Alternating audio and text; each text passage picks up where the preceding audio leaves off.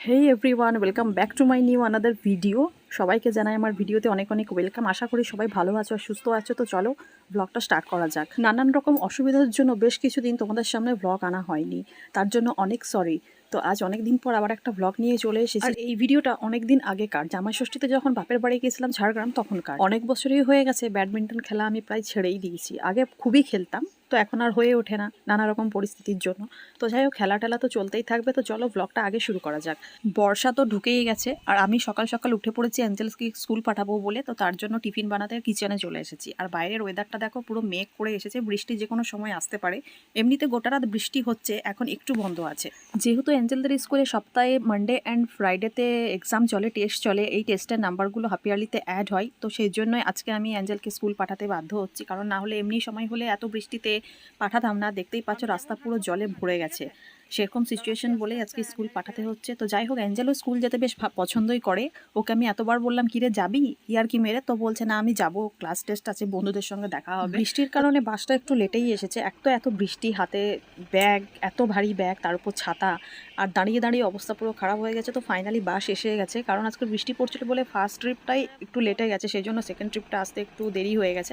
বাড়ি ফিরে আসার সময় দেখো গলিতে আমাদের এখানে একটা সাপ মরে পড়ে আছে। বর্ষাকালে এমনি প্রায় দেখা যায়। বাইরে হচ্ছে ভীষণ বৃষ্টি আর আমি চলে এসেছি রান্নাঘরে। এখন বাচ্চা সকাল 8টা। যেহেতু অনেক ভোরে ওঠা হয় বলে এঞ্জেলকে ছেড়ে আসার পর আর ঘুমোই না আমি, তারপরে সোজা চলে আসি রান্নাঘরে।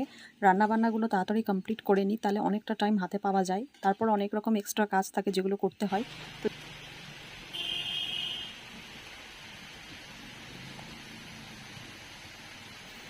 তরকারি হয়ে যাবার পর এখানে একটু বানাবো কারি বাড়ি, তার জন্য আমি প্রিপারেশন রেডি করে দিয়েছি, বেসন টেসন সব রেডি করে রেখে দিয়েছি। তো চলো বাকি রান্নাগুলো করতে করতে তোমাদের সঙ্গে কথা বলা যাক। তোমরা হয়তো অনেকেই ভাবছো থাম্বনেলটা আমি বানিয়েছি শুধুমাত্র ভিউজ পাওয়ার জন্য, কিন্তু না, এই ব্যাপারে তোমাদের সঙ্গে কিছু কথা আমি বলবো আজকে।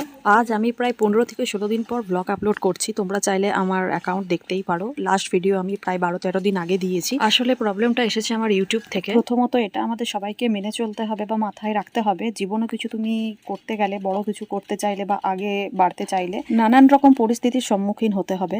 এটা তোমরা মানো চাই না মানো, এটা হবেই, সেটা কম বেশি সবার ক্ষেত্রেই হয়।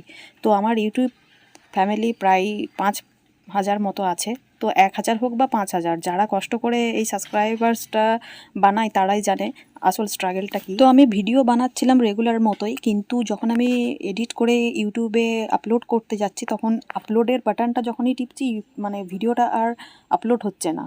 এরকম প্রথমে ভেবেছিলাম হয়তো কিছু প্রবলেম, নেটওয়ার্কের প্রবলেম বা কিছু, একদিন দুদিন একই প্রবলেম দেখা গেল, তারপর দেখলাম লাগাতার এই জিনিসটা হচ্ছে। তো অবভিয়াসলি আমাদের মতো ছোট ইউটিউবাররা যদি এরকম একটা শখ পাই তাহলে তো খুবই খারাপ লাগে, তাই না? তো অনেক চেষ্টার পর, অনেক বাধা পেরোবার পর আবার আমি ইউটিউবে আসতে পেরেছি, তার জন্য অনেক থ্যাঙ্কস ভগবানকে। তো আশা রাখবো আগে এরকম প্রবলেম যাতে না আসুক আমার বা কারোরই আমার মতো যেন এই পরিস্থিতির সামনে না আসতে হয়। অ্যাকচুয়ালি প্রবলেমটা তখনই হয় বা কষ্টটা তখনই লাগে যখন, অনেকে আছে যারা পয়সা দিয়ে সাবস্ক্রাইবার্স বাড়ানো বা ভিউজ বাড়ানো অনেকে আছে, কিন্তু আমি জানি আমি কি কষ্টটা করে এই সাবস্ক্রাইবার, যেটুকুই সাবস্ক্রাইবার্স হোক, করতে পেরেছি, সেটা কতটা কষ্টকর, স্ট্রাগল, কত পরিস্থিতির মধ্যে গিয়ে ভিডিও বানিয়ে এই জায়গাটাতে পৌঁছেছি। তার জন্য অনেকটাই খারাপ লাগে যে কষ্ট করে এরকম করে ইউটিউব থেকে এরকম একটা পাওনা আশা করিনি। তো যাই হোক, কষ্ট করেছি বলে আজ হয়তো ভগবান আমাকে আবার ইউটিউবে ফিরিয়ে এনেছে। তো যাই হোক, চলো, বাধা তো আসতেই থাকবে লাইফে। তো ব্লগটা আগে বাড়ানো যাক। তো আমি রান্নাবান্না করে চলে গেছিলাম রিমাদির কাছে আইব্রো করাতে, অনেক দিন যাওয়া হয়নি। তারপর ওইখান থেকে এসে এঞ্জেলকে আনতে চলে এসেছি, টাইম হয়ে গেছে। তো এঞ্জেলকে এসে বাড়িতে খাবার দিয়ে দিয়েছি, বাইরে পড়ছে ভীষণ বৃষ্টি। আর কিছুক্ষণ রেস্ট নিয়েই আবার যেতে হবে এঞ্জেলের অ্যাবাকাস ক্লাস, কারণ আজকে এমনিতে ক্লাস নেই, আজকে আছে একটা এক্সাম, সিটি লেভেলের এক্সাম আছে, তো সেখানেই যাব।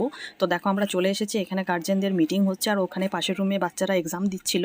তো যাই হোক, মিটিং শেষ করে বাচ্চাদের এক্সাম নিয়ে আমি এঞ্জেল আর ডলকে নিয়ে গান্ধী ময়দান দিয়ে পেরোচ্ছিলে আমি। আর দেখো এখানে গান্ধী ময়দানে মেলা বসেছে, জানি না কিসের মেলা, দুদিন ছাড়া মেলা বসতেই থাকে। আর যা বৃষ্টির অবস্থা, পুরো মাঠ একদম ভিজে আছে, কাদা কিচকিচতে কে মেলা আসবে বাবা। তো যাই হোক, তাড়াতাড়ি চলো বাড়ি যাওয়া যাক। আজকে সকাল থেকে অনেক টায়ার্ড, এঞ্জেলও পুরো রেস্ট পাইনি, বাড়িতে গিয়ে রেস্ট করা হবে। আর এখানে দেখো একটা সার্টিফিকেট পেয়েছে, এক্সামে দিয়েছিল বলে, আর কিছু টিফিন দিয়েছে বাচ্চাদের জন্য। তো চলো দেখা হচ্ছে নেক্সট ভিডিওতে, সবাই ভালো থাকবে, টাটা।